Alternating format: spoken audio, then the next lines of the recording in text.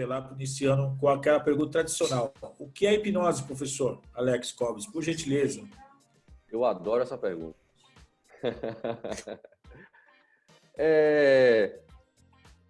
Eu adoro essa pergunta e adoro responder ao modo Cobes, né?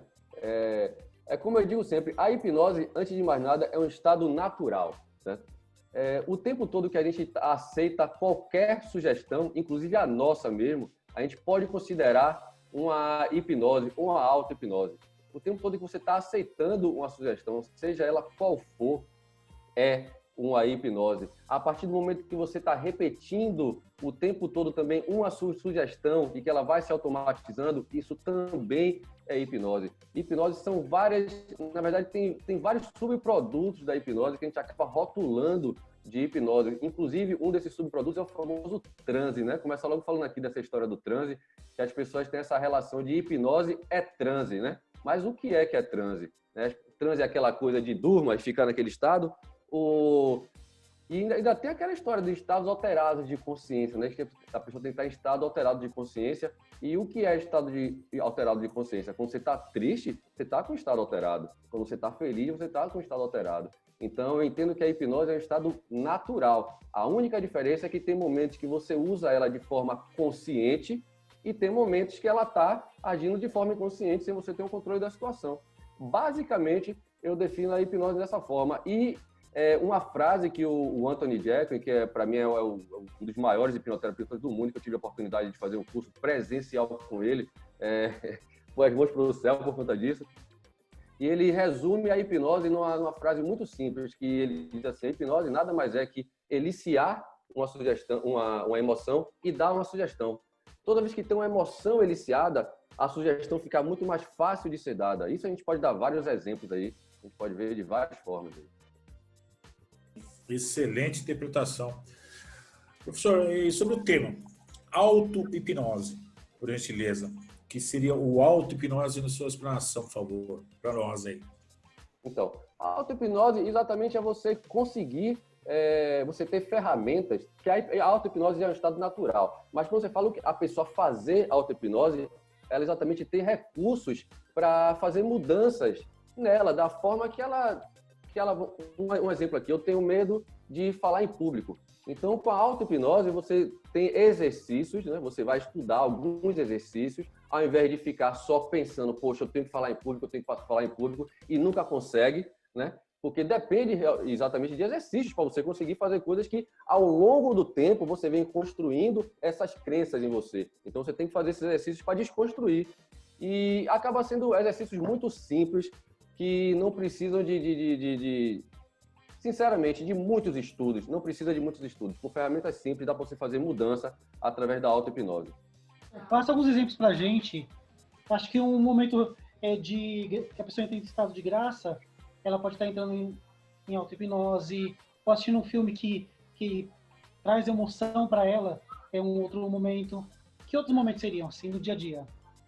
No meu curso, eu sempre dou provas para as pessoas que elas estão sempre entrando e saindo de hipnose o tempo todo, porque esse é o grande problema. As pessoas nem saber o que é auto-hipnose. E pior do que não saber, já vir com a ideia mal construída do que é a hipnose. Então, a primeira coisa que eu faço é desconstruir toda a ideia. Então, eu explico para a pessoa que o tempo todo ela está entrando e saindo de hipnose. Quando eu falo isso para uma pessoa que nunca ouviu falar desse assunto, chega, como? Ninguém nunca me hipnotizou, né? E eu explico de uma forma muito simples. Eu dou vários exemplos. Um exemplo que eu dou, que é o clássico, é o da televisão. Você senta para assistir um filme, você sabe que ali tem toda uma empresa, tem atores que estudaram anos e estão ali contracenando. Mas na hora que o Brad Pitt dá o beijo na Angelina Jolie, se você for uma pessoa com uma sensibilidade muito alta, você acaba chorando, né? Ainda que você não chore, você se sensibiliza com a situação. Mas você sabe que nada daquilo ali é real.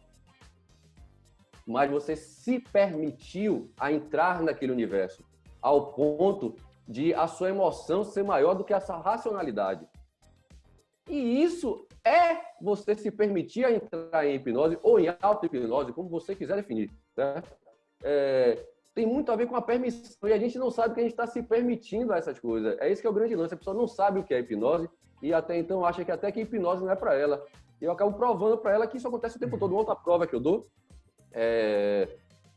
A paixão. Eu falo muito da paixão, e já envolve até química, né? As pessoas que estão muito apaixonadas, que estão perdidamente apaixonadas, às vezes ela está numa relação muito abusiva, termina a relação, e ainda terminando a relação, eu falo muito desse exemplo de uma mulher que ela terminou um relacionamento abusivo e me procurou porque o relacionamento era abusivo, certo? Além disso, o cara era envolvido com tráfico e tudo mais, e realmente um relacionamento totalmente tóxico. E ela tomou a atitude da separação, mas estava sofrendo, certo? Quando, pela lógica, ela era para dar graças a Deus, né? Porque não tinha nada de bom naquela relação. Ela já tinha me confessado que não tinha nada de bom na relação. E aí ela queria que eu, primeiro, né? Aquela velha história. Eu quero esquecer meu ex, né? Todo mundo chega com essa história de esquecer o ex. Na crença de que a hipnose pode trazer uma amnésia de um momento, né? Não traz amnésia de um momento. Ela traz um novo significado para aquele momento. Você não precisa esquecer de nada. E nem deve esquecer de nada, porque tudo é um aprendizado em sua vida. Então você tem que aprender com aquilo e dar uma nova visão com relação àquilo. E aí eu já falei para ela, olha, aqui você não vai esquecer sua namorada, você conhece várias pessoas que tiveram relacionamentos que terminaram e não precisaram esquecer, não precisaram fazer lobotomia para esquecer da relação. Ela simplesmente teve uma fase de luto e depois passou, e outras, esse luto se estendeu e acabou virando uma demanda na vida dela que ela teve que resolver, como é o seu caso. Então, o que a gente vai fazer é que mudar a sua mente com relação a tudo isso que estava acontecendo. E aí eu aproveitei esse ensejo para trabalhar com algumas metáforas, né? E encaixou completamente, porque eu falei para ela da relação do vício, né? E o antigo relacionamento dele era envolvido com tráfico. Então eu falei do vício e dessa relação da paixão, dessa confusão que a gente faz. E comparei com uma pessoa que está muito viciada na droga. A pessoa que está viciada em droga e quando ela não pode usar droga, não tem acesso à droga, ela perde a fome, ela não consegue dormir, não consegue se relacionar com os amigos, não tem mais vida social, não consegue fazer mais nada. E aí eu perguntei para ela, como está a sua vida agora? Aí ela começou a descrever a mesma coisa da pessoa que estava viciada. Eu digo, então o que acontece é exatamente isso. Você cria uma dependência mais do que a dependência da química da droga. E sim uma dependência da sua própria química que você fica disparando o tempo todo quando você está nessa situação. E quando você não está, o seu corpo pede. Aí ela fez, então quer dizer que tudo aquilo que eu achava que era paixão, que era amor, é química dentro de mim? Eu fiz, mais ou menos isso.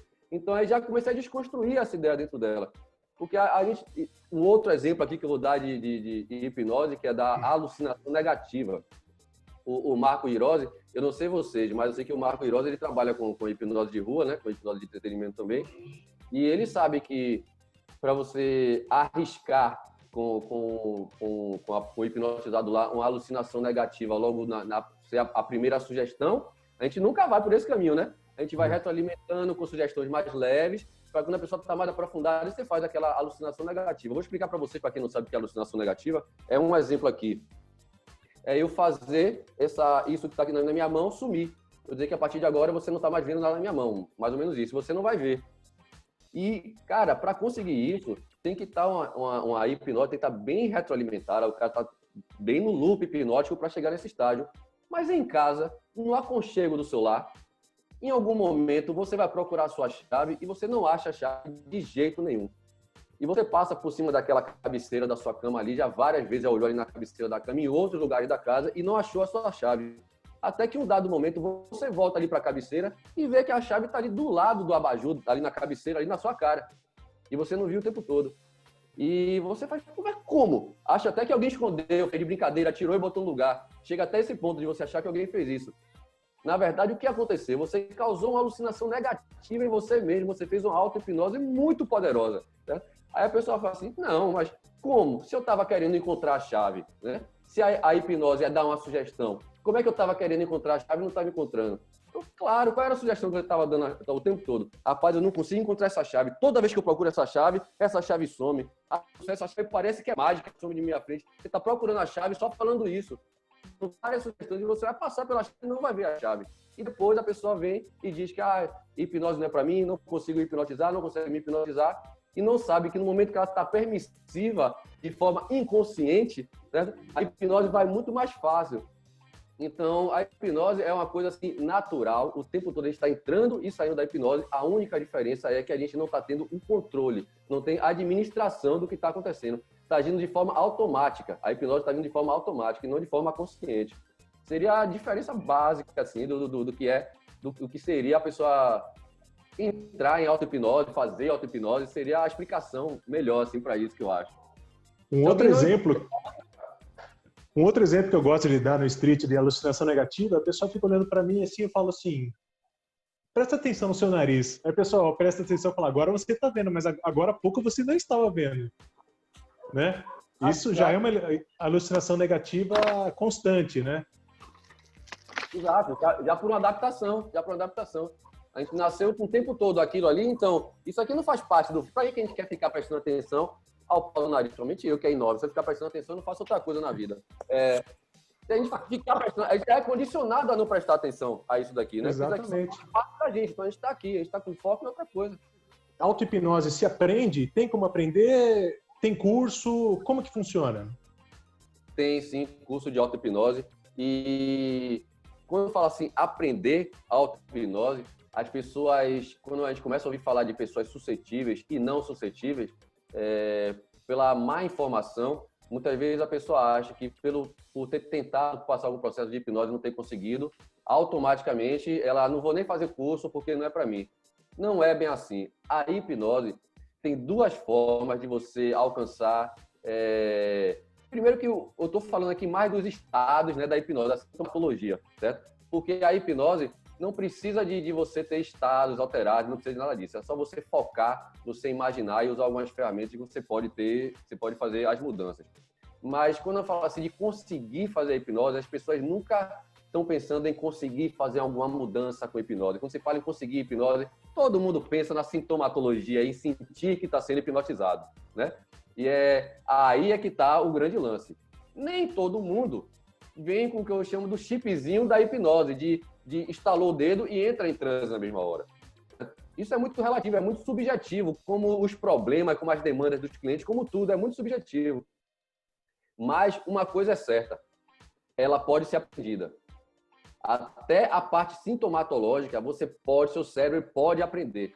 Eu falo isso por experiência própria. Eu já estava no meu terceiro curso de hipnose.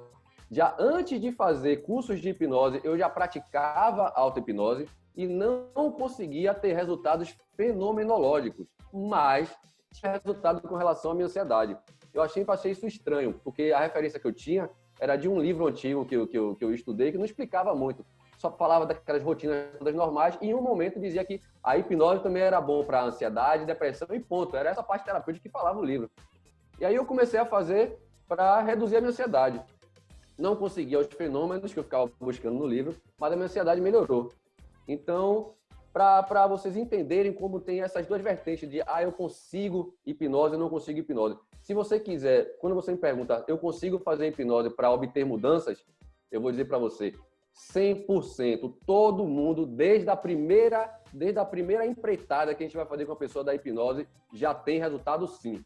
Agora, se a pessoa falar de fenomenologia, de sintomatologia, aí eu vou dizer, vamos fazer alguns testes para ver se você entra nesses estados de transe com mais rapidez. Se não, tem vários exercícios que você pode trabalhar com isso. E isso era uma coisa que, há muito tempo atrás, não se acreditava, né? Era dito, para quem conhece a hipnose, aí, antigamente a ideia era o seguinte, 15% da população mundial era hipnotizável e o resto não, né? Tinha essa crença. Só depois, né, porque fizeram os testes, e você vê que é um teste bem falho, né? Pegaram uma quantidade de pessoas, botaram numa sala e começaram a fazer testes de hipnose com algumas pessoas. E a partir daí eles constataram que só 15% daquelas pessoas tinham resultados com hipnose. E aí fizeram esse teste mais algumas vezes e sempre davam os mesmos resultados. Só que aí tiveram dois psicólogos chamados Spanos e Goracin. Eu não sei como escreve o nome dele, mas eu sei pronunciar que eu nunca mais esqueci. É Spanos e Goracin. Eles viram que tinha uma falha nesse teste, né? Porque eles fizeram simplesmente um teste para ver se as pessoas eram suscetíveis, mas não fizeram um teste para ver se aquilo poderia potencializar, se poderia melhorar. E qual foi o teste que eles fizeram? Colocaram na sala e antes de fazer as pessoas, botaram uma televisão com vídeos de várias pessoas altamente suscetíveis passando por rotinas de hipnose. Então as pessoas ficaram assistindo, e depois eles foram fazer a rotina. Quando fizeram a rotina, de 15% aumentou para 30%. Ou seja, o nosso cérebro aprende a hipnose. Também consegue. E a partir disso aí foi uma revolução absurda. E aí vem a neuroplasticidade abalizando tudo isso, né? Que a própria hipnose tem muito a ver com a repetição. Então, se você não vai de primeiro, se você não tem o chipzinho do sonambúlico, então a partir da repetição você começa a alcançar fenômenos. E isso eu aprendi no que se chama de os 4 passos da hipnose científica. Eu aprendi com o Alberto Delisola. E isso aí, cara, foi o divisor de águas com relação a aumentar a suscetibilidade, porque ele faz com você o antes e o depois. Ele faz a rotina de você de hipnose, depois explica os 4 passos da hipnose científica e aí faz a rotina da hipnose de novo e todo mundo aumenta a suscetibilidade de todo mundo na hora. Então é uma coisa muito prática e muito rápida. É a neuroplasticidade acontecendo. Agora imagine você fazendo isso o tempo todo, treinando o tempo todo. Então hoje eu conto de 1 até 13 e mergulho no transe aqui. Certo? Coisa que eu nunca imaginava que eu poderia fazer antigamente, por causa de treino. E detalhe, tem pessoas que precisam de treinar mais, outras não precisam de treinar tanto. Inclusive, existem pessoas sonambúlicas, para quem não sabe, aí sonambúlicos são pessoas que entram em transe com muita facilidade, que são sonambúlicas, mas até não virar a chavezinha, certo? Não conseguem entrar em hipnose. Não sei se vocês já conheceram pessoas que dizem, rapaz, eu não consegui entrar em hipnose, mas teve um dia que quando eu fui, e você vê que a pessoa é altamente sonambúlica, mas até então a chavezinha não tinha virado. Então, se a gente não for também na subjetividade da pessoa, a pessoa acaba tendo uma crença de uma coisa que às vezes, a pessoa é sonambúlica, mas não está se entregando no processo. É muito interessante, cara, muito interessante. Eu mesmo comecei a praticar auto-hipnose, que é para tirar essa minha timidez para falar, né? Se eu não tivesse feito isso, hoje eu não conseguiria estar falando na frente de vocês aqui. É um processo que está em andamento e eu estou sentindo que está sendo bem sucedido. Exato. É bom você falar isso porque aí você já voltou à ideia de que ele o Marco não está falando de sintomatologia, não está falando de fenomenologia, ele está falando de mudança. Ele está falando de mudança. São 2 coisas diferentes. Para mudança, a hipnose é para qualquer um tranquilamente. A pessoa pode ir fazer sua terapia sem se preocupar de que tem que ir para Nárnia na hora que estiver fazendo as induções e você tem que aprofundar, de que ter aquela... O que eu falo para as pessoas é o seguinte, e é uma coisa que dá muito certo, tanto na clínica quanto com meus alunos, faça de conta que você está em um sonho. Porque se você parar para observar, quando você está no sonho, na grande maioria das vezes, você faz coisas até que você não faz na sua vida normal, mas no sonho você faz e nem se questiona. Só depois que você acorda, você fala, pô, eu nem faço aquele tipo de coisa. E no sonho você nem se questiona. Então, quando eu estou fazendo a indução com a pessoa, antes eu sempre faço, olha, imagine que você está num sonho. Não fique se questionando se aquilo está acontecendo ou se não está acontecendo. Deixe, vá se levando como se estivesse acontecendo. E isso que é uma coisa que eu explico no 3º passo da auto-hipnose científica, que é faça de conta até acontecer. E isso, se não for bem explicado, a pessoa vai ficar achando que, então isso aqui é fazer de conta. Mas quando eu falo fazer de conta, é um exercício de repetição, para esse fazer de conta virar a chavezinha. E isso daí é que é a grande sacada, eu acho, para quem tem dificuldade da hipnose. Pelo menos para mim, foi assim. Fake it until you make it. Isso, nunca consigo pronunciar isso. Muito obrigado. Aproveitando, a Edna tem uma pergunta aqui. A auto-hipnose é fácil? Muito fácil. Dei vários exemplos nesse instante. Está acontecendo o tempo todo. Talvez, para a pergunta ser mais específica, seria a hipnose consciente é fácil? Que é você fazer a hipnose tendo consciência de que está fazendo, né? A auto-hipnose. É fácil, sim. Claro, precisa de você estudar algumas técnicas para potencializar cada vez mais. Se você começar a estudar a PNL, eu não consigo separar a hipnose de PNL, mas vou falar de PNL para ficar mais destrinchado. A PNL com submodalidades e tudo mais, e você rechear no seu processo de auto-hipnose, vai ficar muito mais rico, vai potencializar muito mais. Então, quanto mais você estuda a auto-hipnose, claro que você vai ter resultado. Mas se você não souber nada de auto-hipnose e começar a relaxar e fechar os olhos e começar a se imaginar, criar telas mentais do que você queria ser, você já está fazendo a auto-hipnose, já. Só não tem ainda aqueles recursos, aquelas ferramentas mais poderosas. mas você já começou o seu processo de auto-hipnose. Inclusive, tem pessoas aqui na sala, participando da live, que é do ramo de medicina, né? Na qual eu conheço aí, a Daniela, Gouveia, obrigado, né? E o interessante é falar sobre anestesia, né? Que hoje a hipnose é utilizada até para anestesias, né? No ramo da parte de medicina. Podia falar um pouco mais, professor, sobre essa situação para nós? Posso falar assim, você tocou num ponto muito importante. E é um ponto que muitos, e quando eu falo muitos, põe muitos nisso. Muitos profissionais da área da hipnose meio que parece que não gostam muito de falar isso, porque quando a gente vai falar de anestesia, o buraco é mais embaixo. Quando a gente vai falar de anestesia, o buraco é mais embaixo, porque a gente precisa realmente do que a gente chama da sintomatologia do transe, né? Tá ali presente, porque não é só a hipnose pela hipnose que vai anestesiar a pessoa, a gente tem que já entrar numa coisa mais fisiológica. Então, a hipnose tem que ser muito mais potencializada e não é todo mundo que quer fazer uma anestesia hipnótica que vai dar certo de primeira. Muitas vezes ela é daquele tipo de pessoa que não aprofunda tanto nos famosos estados de transe e que precisa realmente fazer mais um processo, mais de estudar um pouco mais, fazer mais exercícios para alcançar a anestesia. Por outro lado, existe uma coisa chamada, mas aí já não é mais auto-hipnose, é a hipnose não verbal. A hipnose não verbal é um grande atalho e um grande aliado com relação à anestesia. E aí sim, porque vai mexer com a parte fisiológica da pessoa e vai botar ela naquele estado de luta e fuga ou congelamento. E o que a gente busca é o quê? Um congelamento. E quando você entra naquele estado de congelamento, vai liberar aquele hormônio, que é o hormônio da dor. Ele vai inibir a dor. Encefalina. Ele vai inibir a dor da pessoa. E no momento que inibe a dor, aí pode fazer as intervenções cirúrgicas. Mas aí é diferente, já envolve o que a gente chama da hipnose mais fisiológica. E isso aí já não é para todo mundo, certo? Vai precisar ou de um treinamento mágico, ou então ir para a hipnose não verbal, alguma coisa assim que mexa mais com a parte fisiológica da pessoa, né? Isso é uma coisa que nem todo mundo gosta de falar. Não, todo mundo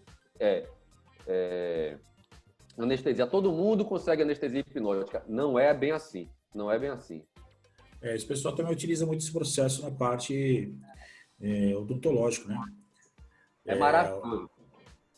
Principalmente o pessoal que tem sobre o gatilho, né? Especialidade de gatilho a respeito daquele motorzinho, né? Dentário, o pessoal utiliza bastante a hipnose para diminuir ou praticamente tirar qualquer problema relacionado à pessoa com aquele síndrome do medo daquele motorzinho lá no dente. Tá. Né?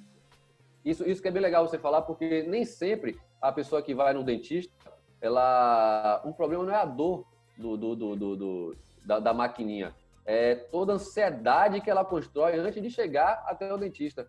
E muitas vezes a gente está preocupado muito em anestesia hipnótica e basta resolver o problema da ansiedade da pessoa que ela vai no dentista tranquilamente.